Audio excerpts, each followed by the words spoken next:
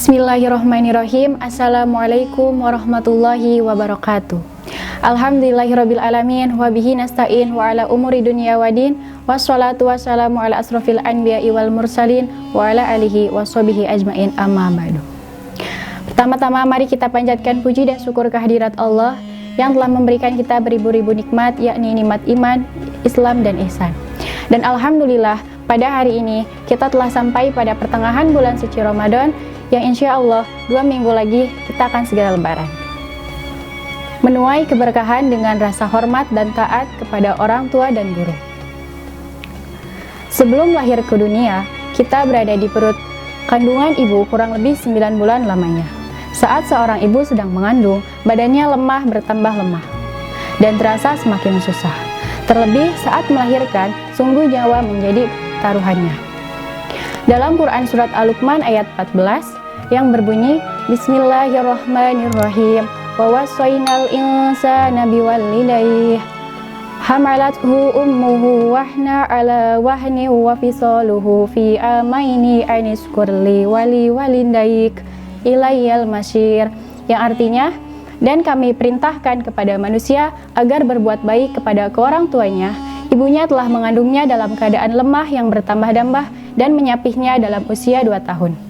Bersyukurlah kepadaku dan kepada orang tuamu, hanya kepadaku kembalimu.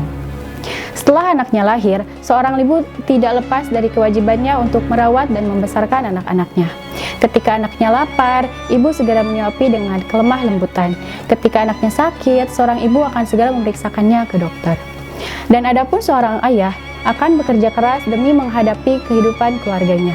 Badannya yang letih dan kepanasan tak membuat seorang ayah menyerah untuk bekerja. Keinginan dan motivasi yang kuat untuk membahagiakan keluarga membuat seorang ayah semakin bersemangat dan semakin membara. Inilah gambaran nyata betapa besarnya kasih sayang kedua orang tua kepada kita selaku anaknya.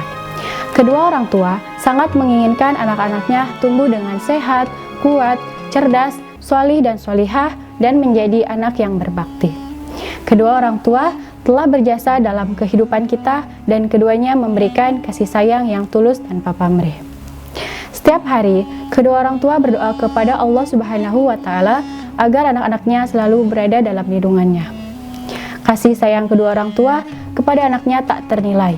Seandainya dunia dan seisinya digunakan untuk membalas budi kepada kedua orang tua, maka tak akan sepadan dengan pengorbanannya.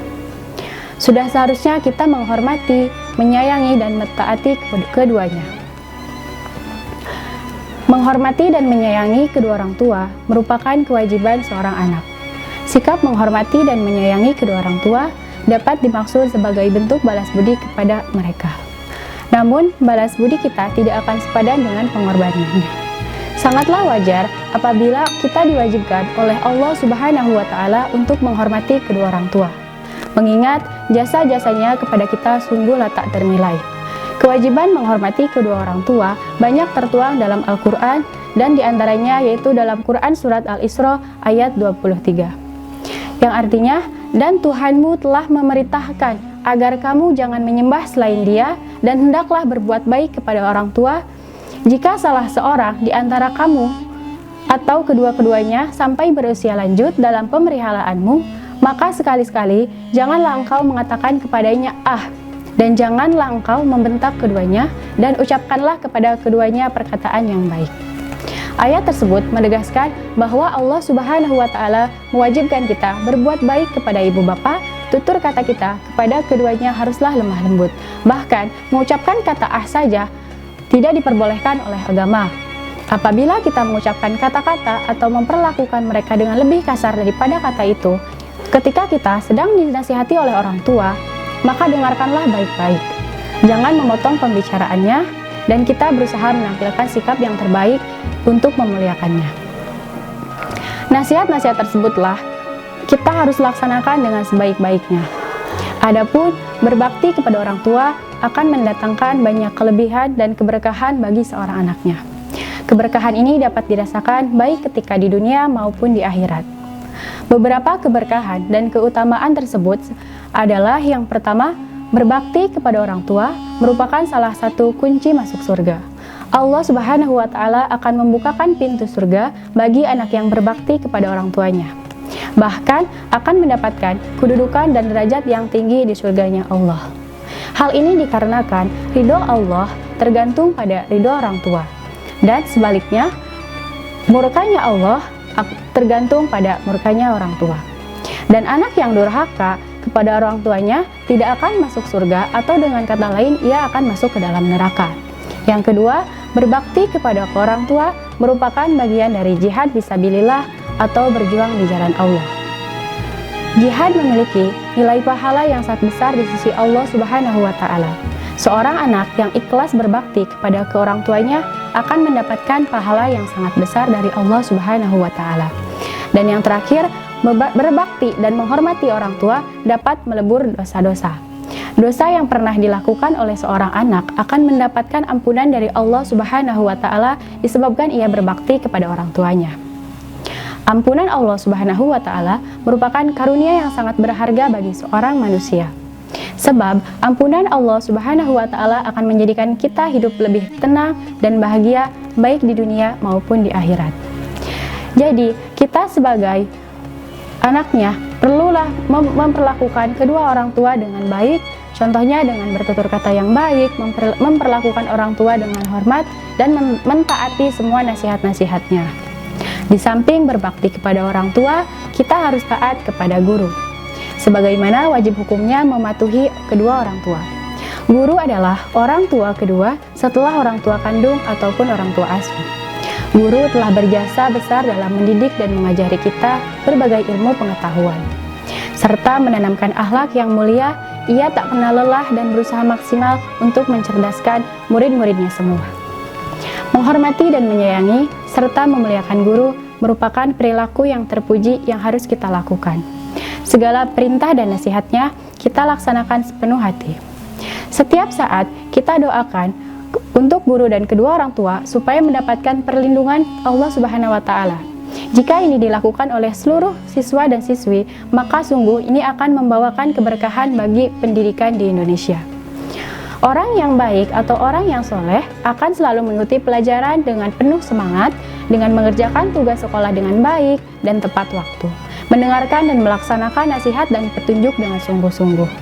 Pantang bagi anak yang baik menyakiti hati gurunya. Justru ia akan selalu berusaha membuat gurunya senang dan merasa bangga dengannya. Ia akan selalu minta nasihat dan doa dari seorang guru yang mengajar di kelasnya ataupun tidak mengajar di kelasnya. Doa dari bapak dan ibu guru inilah yang turut andil dalam kesuksesan dan keberkahan hidup kita ke masa yang akan datang. Sungguh Allah Subhanahu wa Ta'ala mengabulkan semua doa hambanya, apalagi doa itu dipanjatkan dengan ikhlas oleh kedua orang tua maupun guru secara berulang-ulang dan terus-menerus. Tentu doa-doa ini sulit kita dapatkan jika kita sering membuat kedua orang tua ataupun guru merasa kecewa dan sakit hati dengan perilaku kita yang buruk. Oleh karena itu, marilah kita hormati bapak dan ibu guru kita dengan sepenuh hati. Seorang siswa-siswi dilarang untuk meremehkan dan merendahkan gurunya.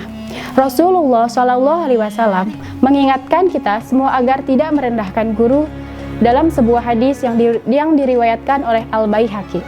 Rasulullah Shallallahu Alaihi Wasallam bersabda, barang siapa yang merendahkan gurunya akan ditimpakan oleh Allah kepadanya 3 penderitaan. Yang pertama yaitu disempitkan rezekinya, yang kedua hilang manfaat ilmunya, dan yang ketiga keluar dari dunia ini tanpa iman.